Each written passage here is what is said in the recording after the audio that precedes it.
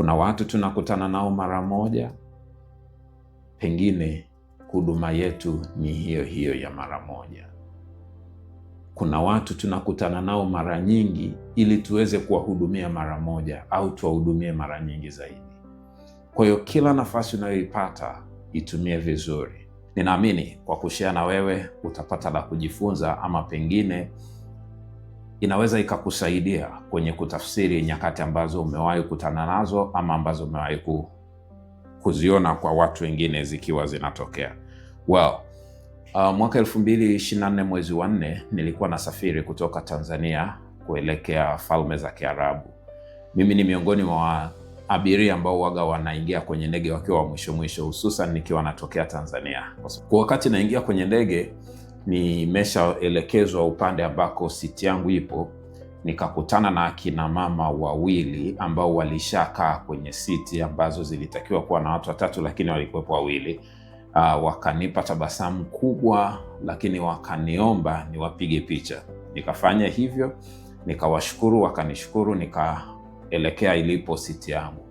Safari ilivyoendelea, ndege ishakuwa kwenye autopilot, tumeshakula, kwa hiyo napata nafasi ya kutembea, kunyosha miguu huko juu angani. Nikawauliza wale niliowapiga picha, nyinyi wa Tanzania? Wakaniambia yes, wanatokea mikoa ya kaskazini. Kaambia okay, nami ni Mtanzania. Wao wakaniuliza naelekea wapi? Kaambia naelekea Dubai. Wakasema okay, sisi tunaenda India, kwa hiyo tumepanda hii ndege kwa ajili ya kufanya connection kutoka Dubai kuelekea kule ambako walikuwa wanaenda. Nikaambia okay. Wakaambia tunaenda kwa ajili ya matibabu. Of course yule aliyeniomba kupiga picha ndiye alikuwa anaongea kwa wakati huo. Nikagundua mwingine ambaye alikuwa naye mwanzo amelala kwa kujifunika, lakini nikaona kama kuna kutetemeka vile. Nikauliza is everything okay? Nikajibiwa kwamba huyu mgonjwa hali yake imebadilika, baridi, ndio maana nimemfunika hapa, tuone kama baridi itapungua. Nikaona hapa naweza kuwa wa msaada. Nikamuuliza mmeshaongea na watu wa huduma kwenye ndege? Nikajibiwa kwamba bado. Kwa tukamwomba, mimi nikamwomba mhudumu kwamba kuna mtu anajisikia vibaya, baridi imeongezeka, kama kuna namna tunaweza kumsaidia. Akatuletea chupa yenye maji ya moto ya uvuguvugu kwa ajili ya kumpa, lakini akasema mkihitaji chai ama kitu chochote mtasema, ama mkihitaji medical attention mtuambie, ili mtu wa huduma zetu za kitabibu ndani ya ndege aje kumhudumia. Haikufika huko, safari ikaendelea. Anyways, huo ndo ukawa ni msaada wangu, maisha yakaendelea. Safari ilikuwa ilinikutanisha na hao watu na nikafurahi kwamba nimehudumu. Tuli exchange number. Wakiwa huko India tuliendelea kuwasiliana. Matibabu yakaisha, wakarudi. Wakati wamerudi Tanzania, mawasiliano yaliendelea ya hapa na pale. Sasa yule aliyekuwa anaumwa, wakati ninatambulishwa pale kwenye ndege, niliambiwa cheo chake. Alikuwa ni mmoja wa watumishi wa serikali.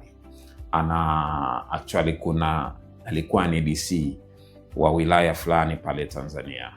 Kwa hiyo sikuwa namfahamu, lakini aliwahi kuwa mbunge. Story ni ndefu. Kwa hiyo nikafurahi kwamba nimekuwa wa huduma kwake, pengine naye kuna wengine aliwahi kuwahudumia.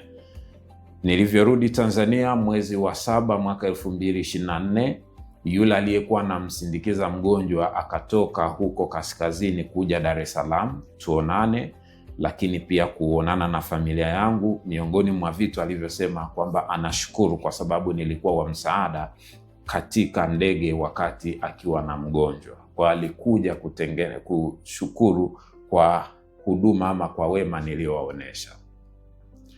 Habari ikaishia hapo. Mwaka ukaisha, mwaka mwingine ukafata 2025. Yule mgonjwa alishapona, alirejea kwenye majukumu yake. Baadaye akaenda tena India, akarudi tena, maisha yakaendelea. Mwaka 2025, miezi ya mwanzo, nikapewa taarifa kwamba yule mgonjwa amefariki. Mungu ampe pumziko jema. Nilikutana naye akiwa yupo kwenye harakati za kupambania uhai wake, kuhakikisha afya inakuwa timamu, na alivyorejea aliendelea kuwatumikia watu. Nilionana naye mara moja, lakini tulibaki katika mawasiliano. Alikuwa akiniita pacha wetu wa kwenye ndege. Alinitaka nitakapokuwa nafasi niweze kwenda huko kwenye eneo lake la utawala, niweze kufanya sessions ama training kwa ajili ya watumishi walioko chini yake. Sikufanikiwa kufanya hivyo, kwa nimepata muda wa kwenda kuhudumu kama alivyonihitaji.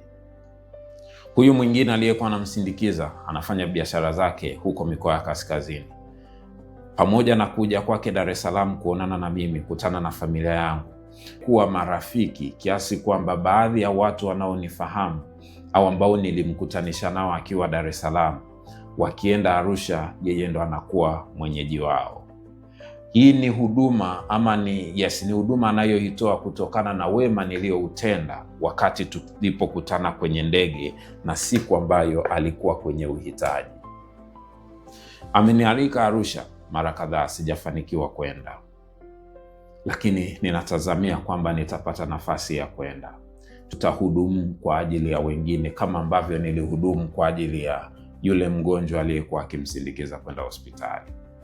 Kuna watu tunakutana nao mara moja, pengine huduma yetu ni hiyo hiyo ya mara moja.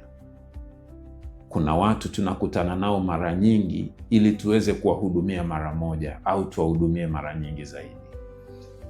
Unaweza ukarejesha tabasamu kwa mtu, ama inaweza ikakupa faraja hata kama hutakuja kumwona yule mtu tena, kwamba angalau wakati wa uhai wake ama wakati wa makutano yetu kulikuwepo na kitu chema nilichokitenda.